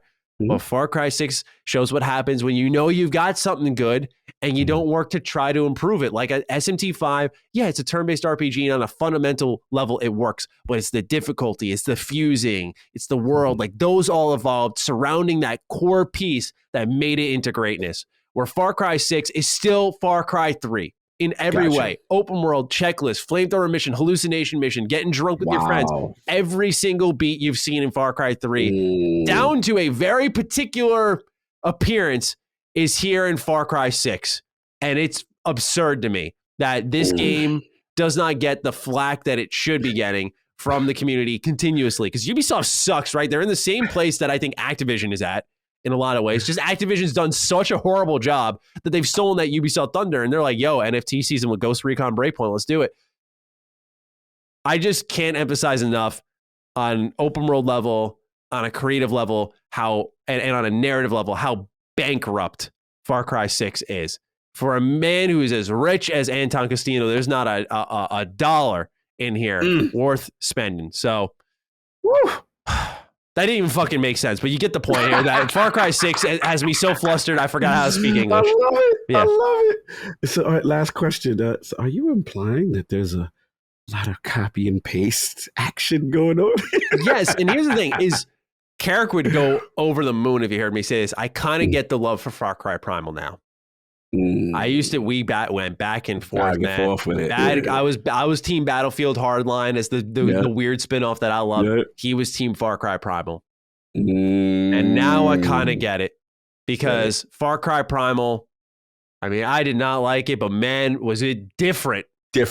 Yes. Was it different? Did it have that open world nature? Yes, but dude, when you said it in that time period, okay, you got to play differently. Like there's no guns. Like it's all like sticks and stones. I mean, So Carrick, if you end up catching this, no, I understand now. Far Cry 6 has broken me. Come full circle. So this is it, huh? Yeah. This is it. This was weird because I didn't expect this. This was one that I'm like, damn, if I'd have looked at the top of the year, there's no way I would include this. Because this is what I was looking for. This is what I was waiting for. This is what, fans of this have been waiting for. And then it came out very meekly in the month of October. And, well, it initially attempted to come out in the month of October. Oh. And a delay happened. Oh. But I'm like, this is, I mean, they nailed everything that the community wanted. Modern environment. You know what I'm saying? The graphics look crazy. The trailer, like, this is it. Okay, no single player. But you know what? All right, cool. And then it drops. And I watch Mr. Matty play.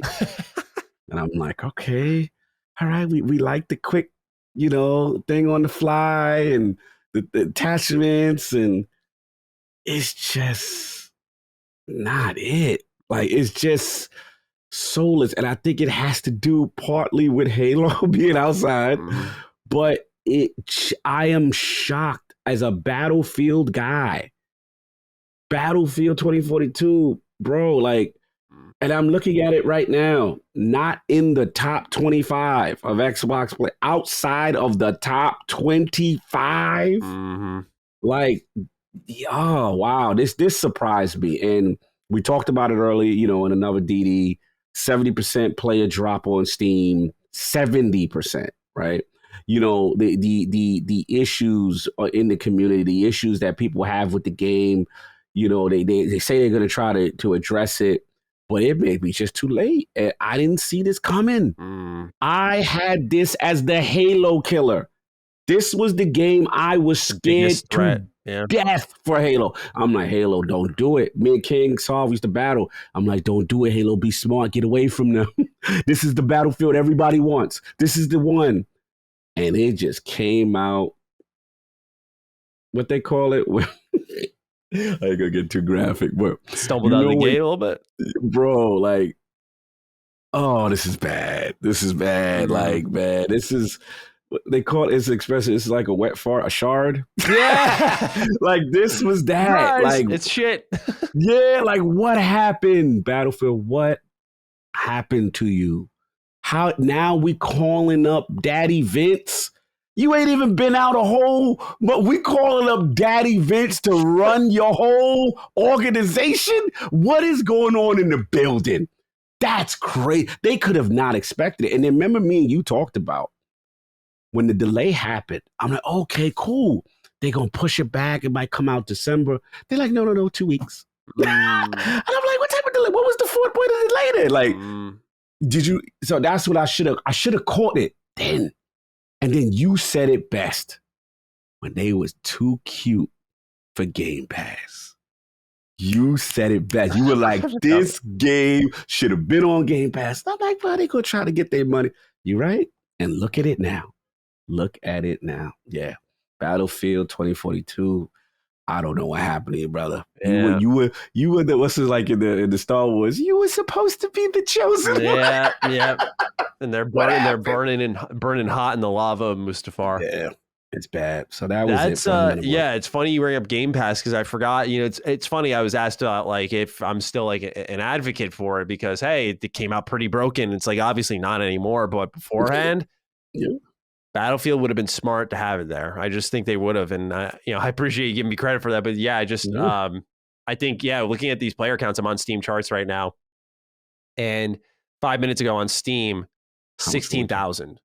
Damn, for Battlefield. 24-hour peak, 23,000. Its all-time peak was 100,000. Of course, that's going to be really high, but it started off in there. And actually, I'm looking at the chart, and it's just been riding down. And at one point, it reached as low as 9,020 players this morning. Wow. I'm saying this afternoon. And again, we're recording on a Wednesday, a weekday here. So some people are at work and stuff, and it'll pick up at the gamer hours, if you will. But a game this popular, global population, 9,000 on Steam at one point. Wow. We're December 8th right now as we record this. Yeah. Says a lot. Says a lot. Last what I said, remember that trailer, how crazy everybody was going? I was going crazy, man. Yeah, me too. All right, what you got? This is it. Main event.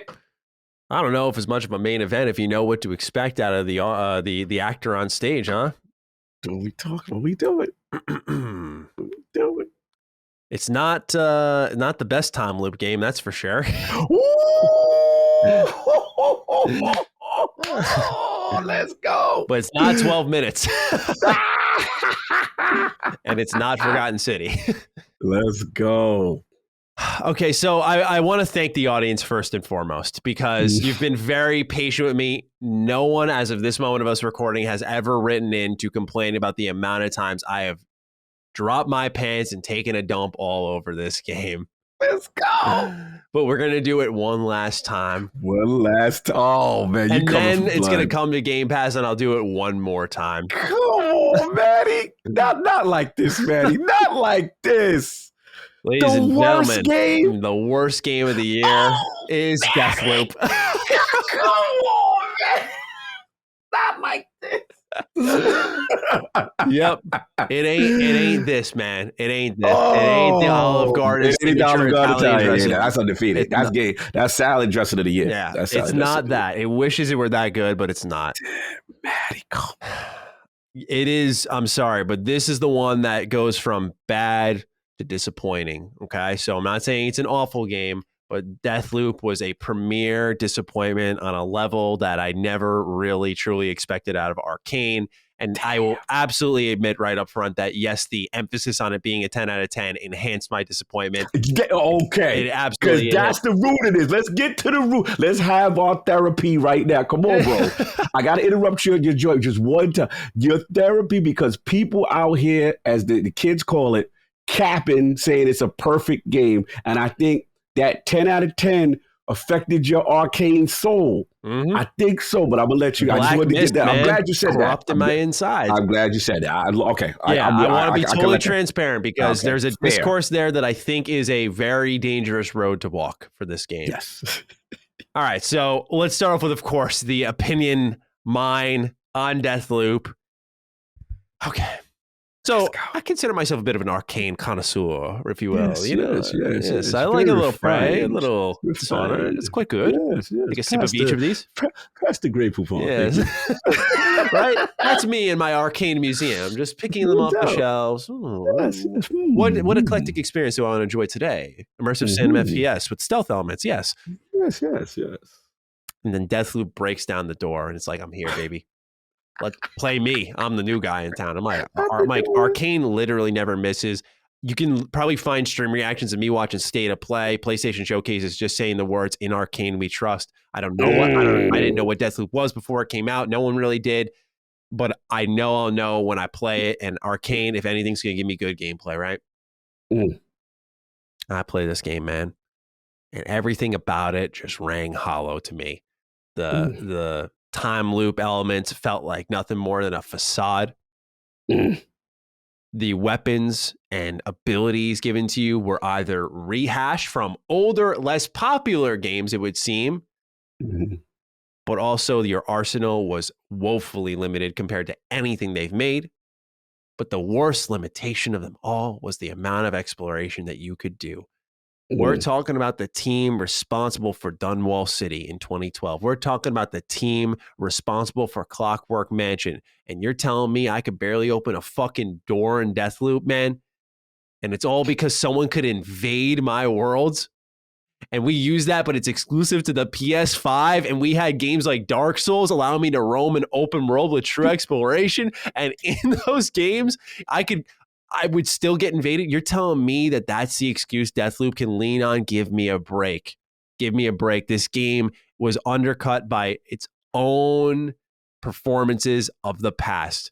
And you can blame no one but Arcane for that, okay? I'm glad people enjoyed it. I don't begrudge you or resent you, unless you're Cog putting in your top 5 for the game of the year. But otherwise, Deathloop to me was a tragedy because I feel they have made so many, not even just better, multitudes better. As Cog sips his coffee, he's like, okay. Multitudes better, though. Forgive him. Let him go. Let him go. Than anything Deathloop offers. But because it's a new guy in town, man, I feel like what's happening right now is I'm the dude in high school sporting my flannel, right? It's flannel season, right? No one's wearing flannels, though, because Matty's wearing the flannel, right? Because I'm the dork. I'm the geek. No one in Matty's high school is wearing the flannels. Suddenly, John shows up, flannel, and told me, like, yo, John! I know that's what this is. Flannel, bro. That's what this is. I'm getting one. I love that flannel. I love flannels. I'm wearing my flannel now. And suddenly everyone's showing up with flannels. Everybody with the flannel. And you like, bro, I was rocking that last year. I know and what this is. I was there with the flannel for almost a decade now, screeching to you all about this game. And you found out late, and now you've told Arcane. Now everyone's told Arcane, guess what? It's okay that you trimmed everything down. This is the path. And now there are games I have a strong feeling. I don't want it to be this. And I'm going to have hope for Redfall. Okay, so don't, when I start getting excited for Redfall, don't try to flip this on me. I have hope for Redfall. Okay. But now we're walking the path of a casual Arcane because everyone ignored the flannel in 2012 with Dishonored. They ignored the flannel in 2016 with Dishonored 2. They ignored the double pockets. Dishonored Death of the Outsider in 2017. They ignored it with Prey. They ignored it with Prey Moon Crash. They ignored it every step of the way. And this company had no choice but to make it easy for people to the point that we're being told that the AI was so fucking dumb it was an intentional design decision. That's the level that we're going to for this. Damn, scathing. I'm sorry, but Deathloop to me on an industry level is a real disappointment. But as a game, they have made so much better, and you owe it to yourself to play those games. You educating them. Yeah, I love you owe it to yourself to play the games that have come from Arcane beforehand. I'm not sitting here, old man, shouting at the cloud telling you can't enjoy Deathloop. There are elements that I understand people like. It feels good to play because it takes stuff from older games that developed it far further than Deathloop ever took those ideas, man. So if you are listening to this and you play Deathloop, you went, hey, I like that. Play Prey, play Dishonored 2, and see how much you like Deathloop afterwards. I will shout out one thing because everyone's probably sick of me. Deathloop has some of the best dialogue in 2021. That's why. Okay. Love Colt and Juliana. Their rapport is great. And look, if you noticed, To save you all, I spared the story, which was also not good. I spared the story because you know what? I'm not going to spare the story. Hold on. I've opened up the can of worms. I was like, why am I? You're listening to this trying to know what the worst and the best games of the year are. And I would not be doing my job if I left a stone unturned. All right, story time. Let's go. Shout out to the people out there who are Dark Souls fans and they're reading their item descriptions. It's like me reading the nutrition facts here on this Olive Garden thing and really deducing the universe of Olive Garden through one product, right? So you got the Souls fans out there who will read the description of a gauntlet that you found on the side of the road and piece together the lore and call it good storytelling. I call that good world building. Deathloop has great world building. Okay. I think it's a little amateur at times in its dialogue. But the world building itself, I'm like, okay, like what's on the outside? Never answers that, by the way, which is infuriating on its own. But Deathloop, man, it was nominated for Best Narrative. There was a congregation of people who thought this is one of the best stories I've been told. I love when a story lets you piece it together yourself. But this game, man, it has interesting world building, but its narrative, like you got these two superstar characters in Juliana and Colt, an amazing relationship, and they give you every answer you are looking for in this game within the first hour and a half, no exaggeration there. And from there, you've got about 8 to 9 hours of nothing burgers throughout the whole way. It's just like, oh, Juliana, hey, you're kind of hot. Oh, well, guess what? It's like that type of, like, okay, like, personality. And I get it. We talked about it at the top. Games are supposed to be fun. Deathloop is not a bad time, but there are better times out there. Listen, like I hear you. I feel my fellow Duke is a little in his feelings with these 10s. I think these fellow, all right, you know what I give you this though? Do you know what this situation reminds me of? And you would appreciate this as a BGS, but that's the guy. To me, what you're experiencing, I feel reminds me of how Addict and myself felt with Fallout 4. Yes, and perfect people, example. Yep. And we're like, Fallout 4 is a solid game, but you have dumbed down the essence of what made you an RPG with Fallout 3, New Vegas, and stuff like that. And I think that's what's going on here. So it's not that the game itself is horrible. It's just that they set the standard and had exceeded it. They had all these things. There was no need to dumb it down. Yeah. And what's burning your soul is because it's popular, because it's casualized, and the core and the essence of what made you love these games is gone. And now people are accepting this new flannel, like this is the hot flannel. And you like, no, fam, you ain't got the pockets. You ain't got the thing. You don't got the leather. You don't got the hot zipper. Like, I know where you at. I know where you like, this jacket is missing key features that made this it.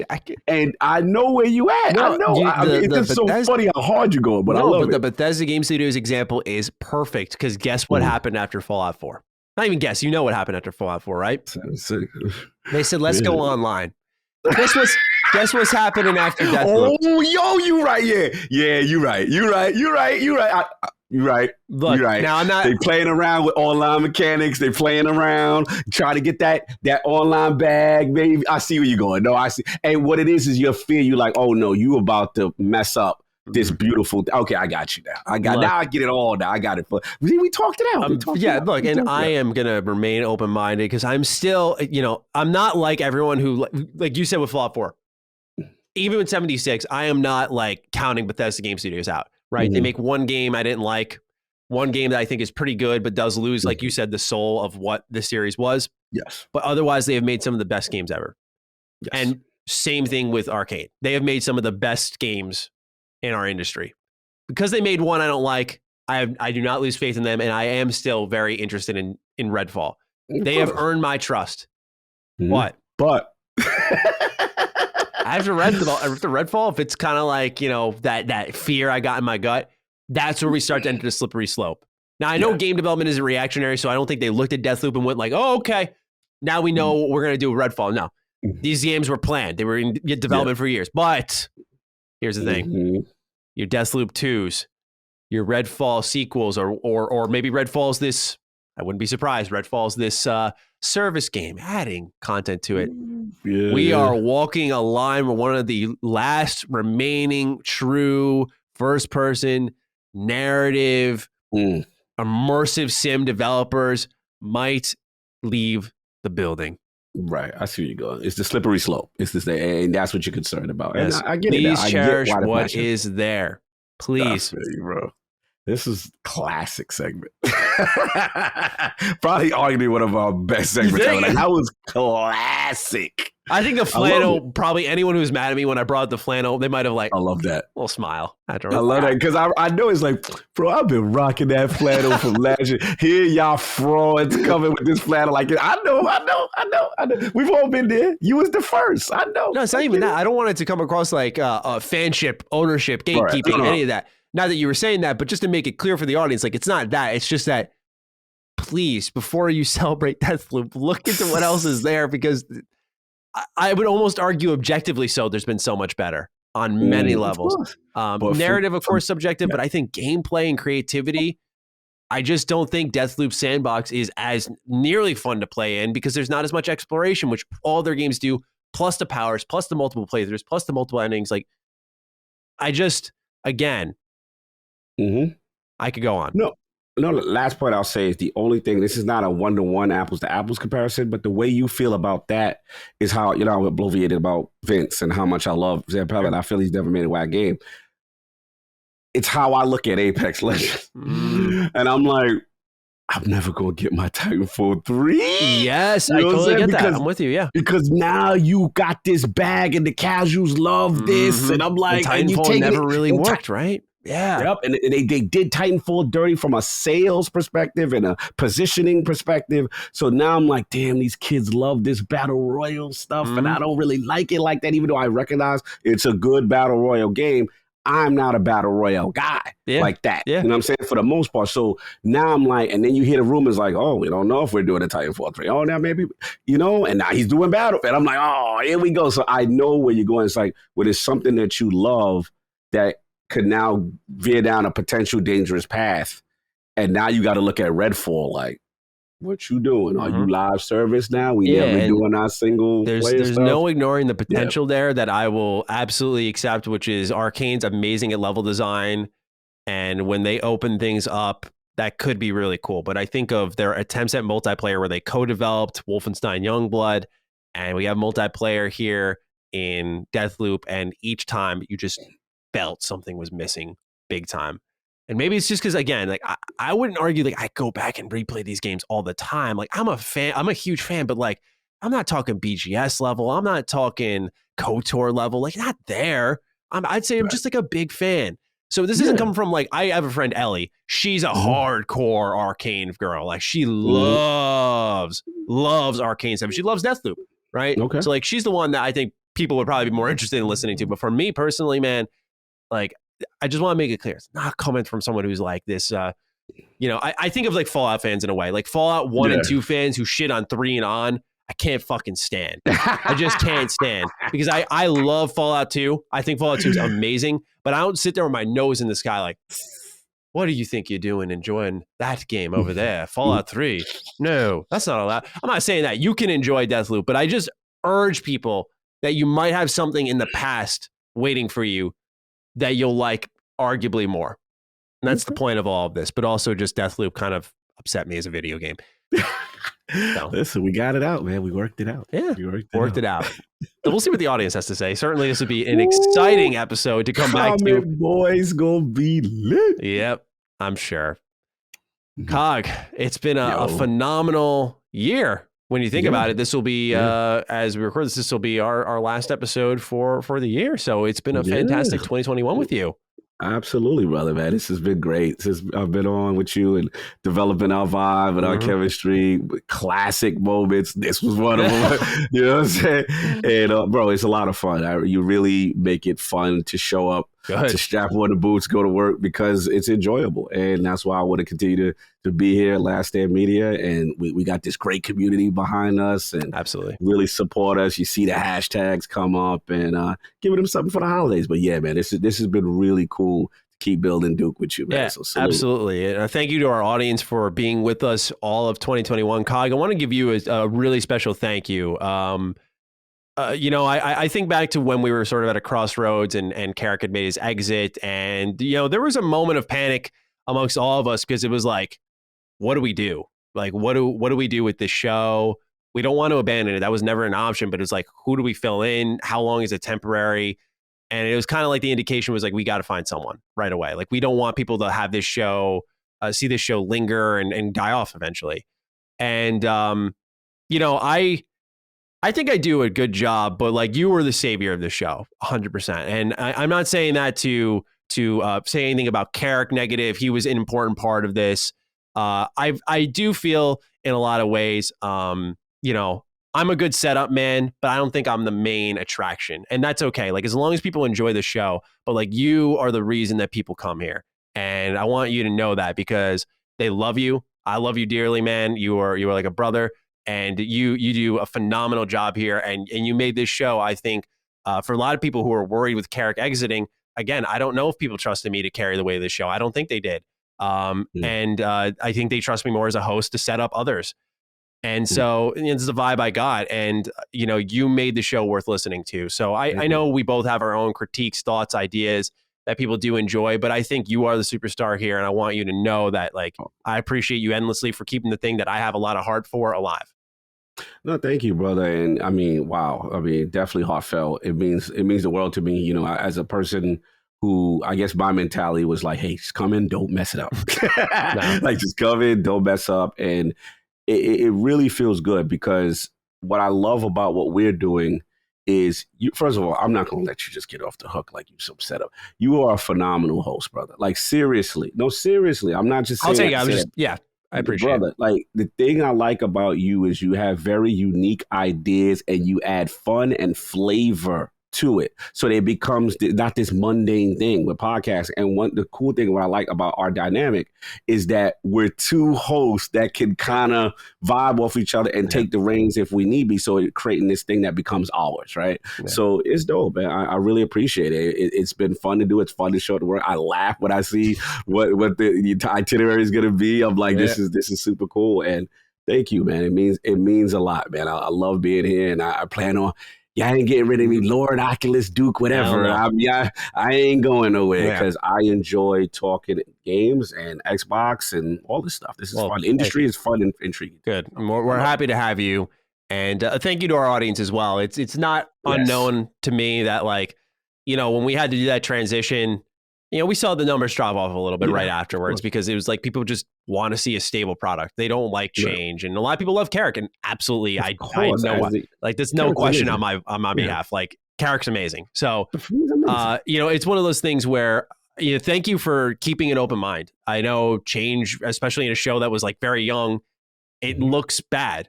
So and I especially appreciate you hanging with us. Next year, we've talked a lot, Cog and I, about how we really want to take the show a step forward. And by that, we mean, of course, doing what we do very well. But really on the Defining Duke Ultimate front is where I felt like we had amazing conversations. Like that, the conversation part's not my worry. But we want to give you guys those treats like we see Sacred Symbols Plus do, right? Like the interviews, the interesting talks, the things that I call them put them on the free feed moments. Okay. We've really had a couple of put them on the free feed moments here on our show. Yes. But I don't think we've had enough for our output. And I want to have those moments where, like, people are like, this is so good.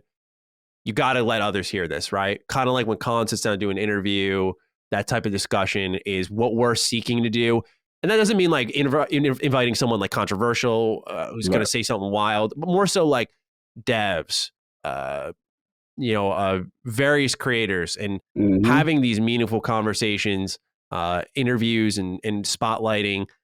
We're looking to do that type of stuff moving forward at a decent cadence so that it's not just like a bonus show, but like a big part of our package. Because again, we know it's patron only, but we want to have those moments more often where like y'all hear this and go, let them eat too. Let them eat too. This was really good. Agreed. And like I said, me and you talk behind the scene. We got big plans, big dreams for it. And I'm excited. 2021, phenomenal year, great start. Sky's the limit. And last thing I want to say is thanks to, the Last Stand Media community when we went to the event, right? Yes. Meeting us and showing us love. And the thing that hit me was the people like, yo, I'm a PlayStation guy, but I listen to you guys. And you guys are making me, I'm a PlayStation only guy, so to speak. You know what I'm saying? And like, you guys are making me very excited about the ecosystem and like that kind of stuff. And just hearing it when people, you see the hashtags up. So salute, man. It's been fun. We especially that. I almost forgot. Yeah, that is not forgot like it happened, but just that's a great thing to mention because being able to shake everyone's hands, like with convention season kind of turned off, we've missed that connection that is, I think, really important. Like that's what builds a lot of heart in me is seeing the people. Like it's even if someone could write the nicest comment, sometimes that just doesn't permeate quite like when you meet someone, they shake your hand, they're like, dude, you got me through a tough time. Or dude, you make work easier. It's like, it sounds weird, but as I'm editing that video, I think of those people. I do. Like, I'm like, you know what? I'm like, yeah, that person there might need this. And it's just, it sounds like you're putting your work on this pedestal. It's not really there, but it's really just that boost that gets us in these seats, high energy, like even when we're in the holiday grind, like high energy, like give you guys the content you want. Cause we're thinking like those Last Stand meetups. We're thinking about the patrons. We're thinking about those listening to us on free feeds who enjoy us. Like we're thinking about you and we want to get you like this, in this case, again, prepared for the holidays, like episodes recorded in advance, which it won't matter to you now because you're hearing them as they go live to the public. But my point being is like, we want to do all this for you and improve the show for you. So thank you for your kindness, support, generosity, love, all of that. Cog, anything that you want to add in our cap to 2021? Look, man, happy new year. Be safe. Enjoy the time with your families, man. Have fun, play gaming. Don't get too serious. You know what I'm saying? It's gaming. Don't be like me with Deathloop. Come on. Don't be like that. Listen, still love him. That's his opinion. Don't get crazy. We can all agree to disagree sometimes. Right. You know what I'm saying? With all of our opinions. And there's going to be times, what I love about it is that there's going to be times we get it wrong. You guys let us know. We fix it. And we like, okay, no, you were right. Boom, boom. And there's going to be times we're going to fight back. We'll push back too. But as long as we do it respectfully, it's all love. It's gaming. We all love gaming, brother. Absolutely. That's it. Very well said. So with that, thank you all so much for a wonderful 2021 and kickstart to our show. We'll be back in 2022, the year of Starfield. Woo! Get strapped in. We'll see you then to start things off. Cog, it's been excellent. Let's have a great rest of the year. All right? What's up? Peace out, everybody. Peace. Defining Duke, an Xbox podcast, is a product and trademark of Last Stand Media and Colin's Last Stand LLC, and is recorded from the United States of America. The show is conceived by Matthew Mr. Matty Plays Schroeder and me, Colin Moriarty, and is written and produced by Matthew Schroeder. Matty's co-host is Barry Lord Cognito Eversley. Defining Duke's executive producer is Dustin Furman, and the show is edited by associate producer Ben Smith. All of Last Stand's theme music is by Ramon Narvaez. As you know, all of Last Stand Media's shows, including Defining Duke, are fan-funded on Patreon at patreon.com/laststandmedia. The following names are at the producer support level on Patreon, and we're thankful for your kindness and generosity.